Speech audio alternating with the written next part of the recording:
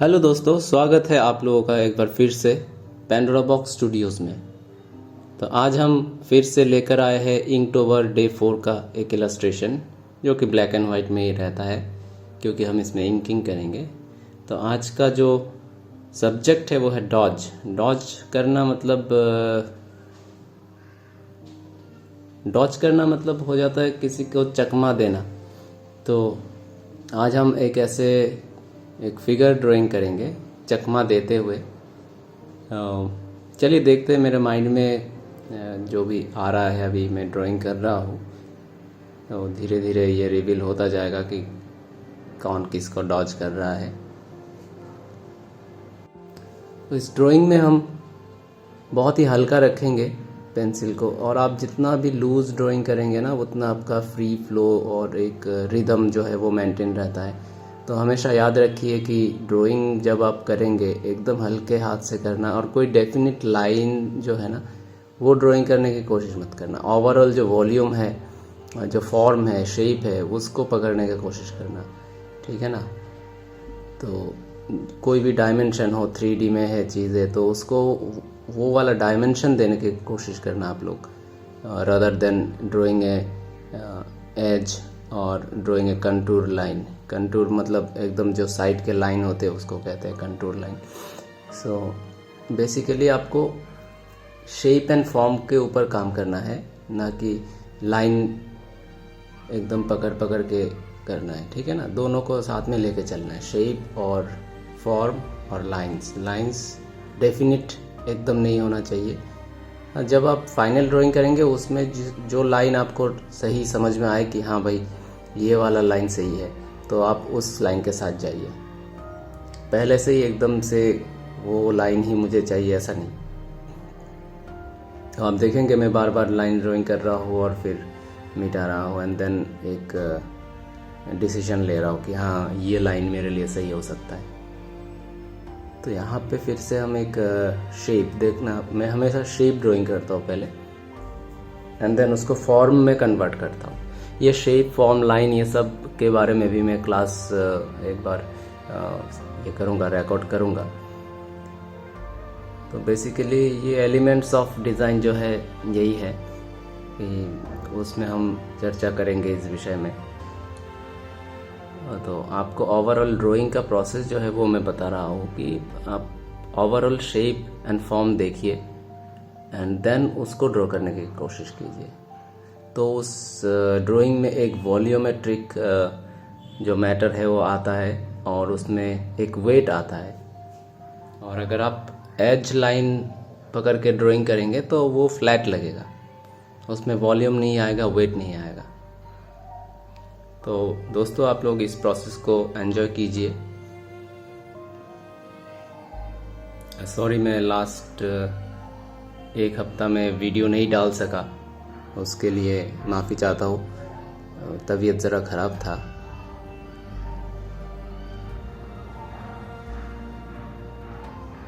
कोई नहीं, फिर मैंने सोचा कि चलो एक वीडियो बना ही देता हूँ। अभी बहुत दिन हो गए और तबीयत भी ख़राब था, तो इसलिए ज़्यादा जल्दबाजी नहीं की है। वेदर चेंज हो रहा है, आप लोग भी ध्यान रखना अपने तबीयत का। Change of weather is very dangerous. Let's start the water colour process.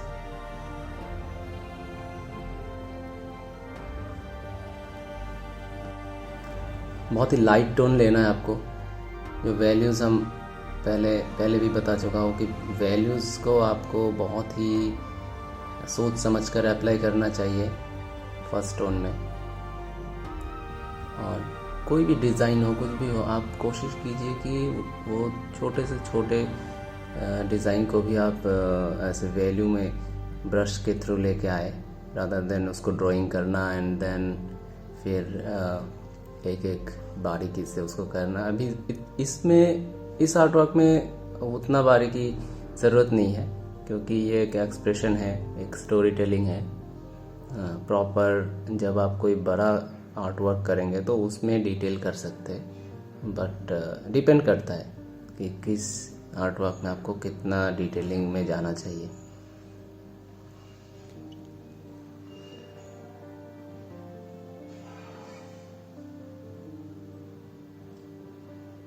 आपको समझ में आ गया होगा कि डॉज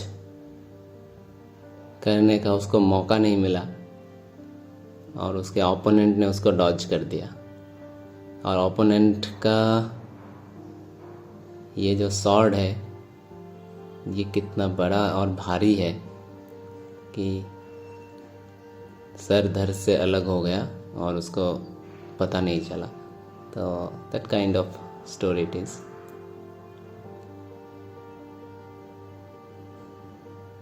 देखिए एनाटॉमी आपको स्टडी करना पड़ेगा बहुत, and then you can break. यहाँ पे मैंने एनाटॉमी को ब्रेक भी किया है, ज़रा एब्स्ट्रक्शन लेके आया, क्योंकि नॉर्मली तो ऐसा होता नहीं है, बट आप एब्स्ट्रक्शन में आप जाते हो तो फिर you can manipulate, you can play around with the things. Okay,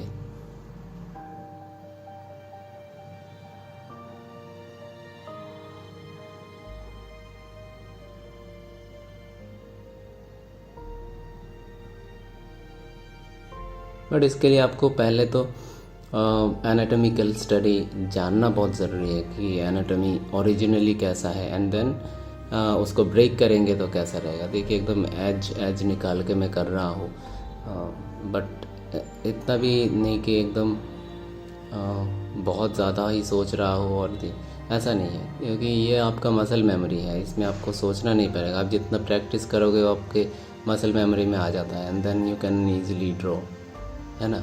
कोई भी काम जैसे आपको कॉम्ब करना है अपने बाल को, या शर्ट पहनना है या कुछ, तो इसके लिए आपको सोचना नहीं पड़ता है ज़्यादा। आपको पता है कहाँ बटन है, कहाँ कहाँ क्या है, और कैसे आपको बाल है कहाँ से घूमेगा क्या नहीं, तो आपको सब कुछ पता है। तो क्योंकि आप ये प्रैक्टिस कर रहे हो बचपन से, तो आप जितना कोई भी काम जितना भी प्रैक्टिस करोगे वो आपके मसल मेमोरी में आ जाता है। तो उसके लिए आपको दिमाग अलग से लगाने की ज़रूरत नहीं है।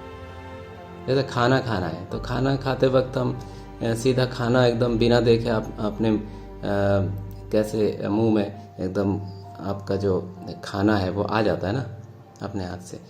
तो इसके लिए आप दिमाग नहीं लगाते हो कि हाँ भाई ऐसे मेजरमेंट लेके फिर एकदम ले रहे हैं, तो ऐसा नहीं, ऐसे ही हाथ में लेते हैं और खाना अपने आप अपन खा लेते हैं ना।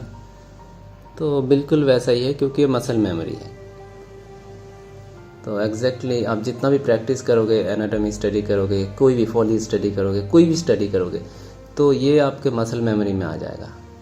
हाँ, और then you can draw easily without any reference और एनीथिंग। बट रेफरेंस आप लीजिए जब प्रैक्टिस करेंगे, जब कोई आर्ट वर्क क्रिएट करेंगे, कोई प्रोजेक्ट करेंगे, you can have some references for the betterment of the illustrations। हाँ, तो ऐसे करके हम कर सकते हैं, रेफरेंस ले सकते हैं। रेफरेंस लेना कोई बुरी बात नहीं है, मैं बार बार यही कहता हूँ। आप रेफरेंस लीजिए, आपके परफेक्शन के लिए आप बार बार रेफरेंस देखिए, बार बार लीजिए। ये जैसे मैंने कुछ डॉट्स ऐड किया है ना, ये टेक्सचर कहते हैं इसको, एलिमेंट्स ऑफ डिज़ाइन में, उसके बारे में भी बात होगा बाद में। टेक्सचर बहुत ही इम्पोर्टेंट चीज़ है किसी भी चीज़ के कैरेक्टर को दर्शाने के लिए।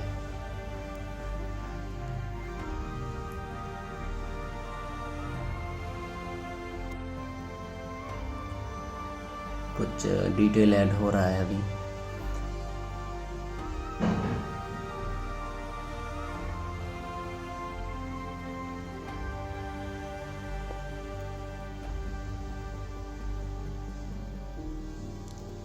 ये जो फोर्स लाइन आप कैसे ऐड करेंगे, हल्का सा हम इसमें लाइन खींचेंगे और उसको स्मच कर देंगे ऊपर की तरफ, तो एक फोर्स क्रिएट होगा, है ना। तो इस तरीके से टेक्निक है, बस छोटे छोटे टेक्निक है, कोई ऐसा रॉकेट साइंस नहीं है।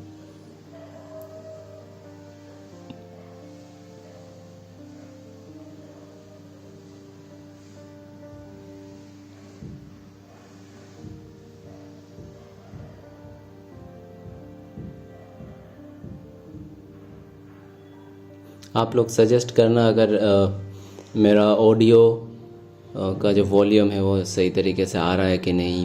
तो एक्चुअली मैं मोबाइल में ही रिकॉर्ड करता हूँ, अगर ठीक ठाक नहीं आ रहा है तो then I will go for a mic. So अभी तो फ़िलहाल मोबाइल से ही काम चल रहा है अपना सारा, ये जो वीडियो है एंड रिकॉर्डिंग वॉइस ओवर सब कुछ मैं मोबाइल से ही करता हूँ। धीरे धीरे इन्वेस्ट करूँगा, अभी नहीं। तो अभी ज़रा सा आप लोग फीडबैक देना कैसा है, सही आ रहा है कि नहीं। अगर नहीं आ रहा है तो then I will go for a mic.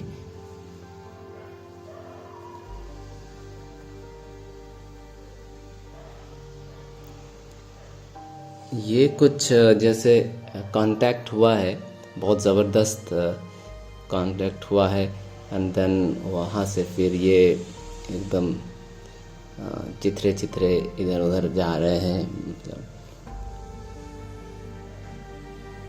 Forcefully कुछ दिखाने के लिए ना। आपको लाइंस जब आप खींचोगे तो बहुत स्ट्रेंथ से, और स्ट्रेंथ मतलब उतना भी स्ट्रेंथ नहीं कि एकदम ब्रश को दबा के, वो नहीं, स्पीड फोर्स वो डिफाइन होना चाहिए, है ना।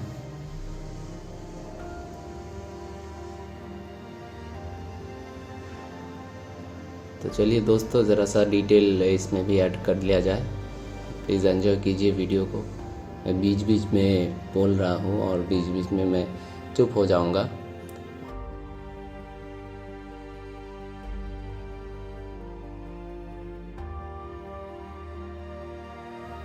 क्योंकि कभी कभी क्या है कि आप जब डिटेलिंग ऐड करते हो तो आप बात नहीं कर सकते हो, तो ये एक प्रॉब्लम है रिकॉर्डिंग के लिए। तो मोस्ट ऑफ द टाइम ऐसा ही मतलब हो जाता है। तो आप एंजॉय कीजिए वीडियो को, और कोई भी प्रॉब्लम है आपको, कहीं पे भी कुछ समझ में नहीं आ रहा होगा तो then please share your thoughts and share your comments.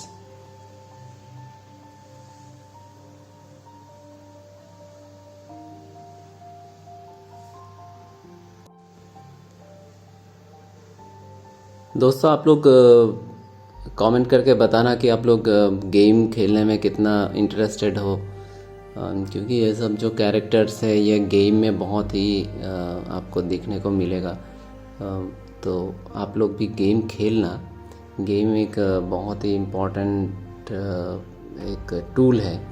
अगर आपको कैरेक्टर डेवलपमेंट सीखना है, इफ़ेक्ट्स सीखना है, या एक्शंस सीखना है, तो ये सब चीज़ें आप ड्राइंग जो भी है ना, ये सब आप जितना भी गेम खेलोगे, ऑब्ज़र्व करोगे, उसमें आपको पता चलेगा। और इसलिए ये नहीं कि पढ़ाई लिखाई छोड़ के बस गेम खेलने बैठ गए क्योंकि मैंने कहा है करके, ऐसा मत करना आप लोग। आप लोगों को सब कुछ करना है, खेलना भी है गेम, और उससे आपको हेल्प मिलेगा कैरेक्टर डिज़ाइनिंग और इसमें।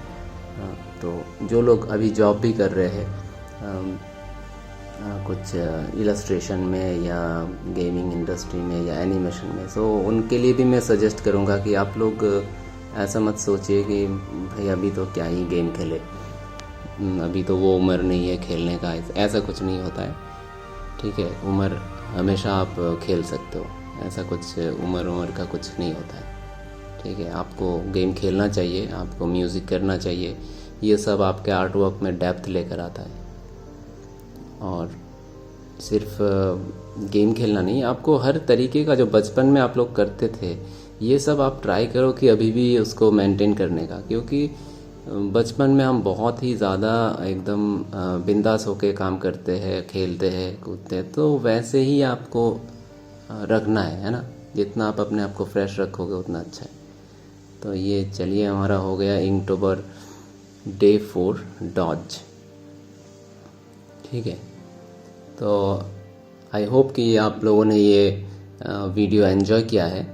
और डॉज सोचने से मेरे माइंड में ये आया है, तो ये कर दिया मैंने। बस आपको अच्छा लगा हो तो कमेंट करना। तो चलिए दोस्तों, ज़रा सा और डिटेल ऐड कर देते हैं।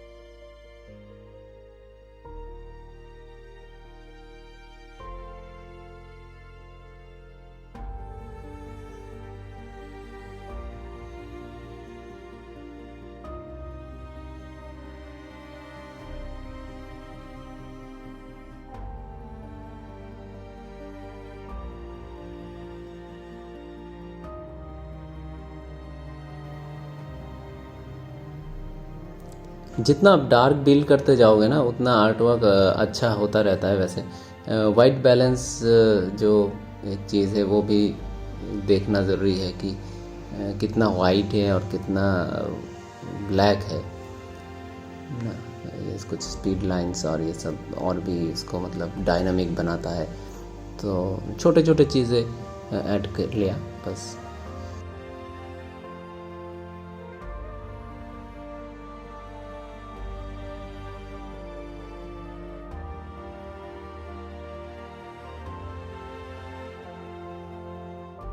तो चलिए दोस्तों, फिर मिलते हैं नेक्स्ट वीडियो में। तब तक के लिए अपना ध्यान रखना and keep practising. Thank you.